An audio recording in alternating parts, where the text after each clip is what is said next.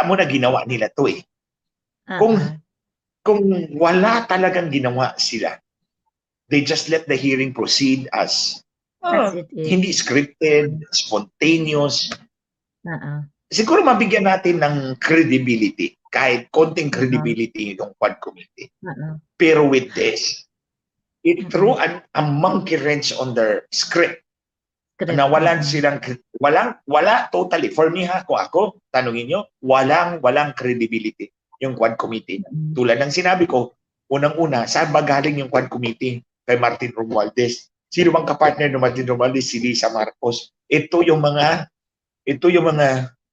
sabihin na natin evil. Mamaya, balikan ko yung evil. Kung gaano ka-evil. Yung comment kanina. Oh. So, kilala ko to.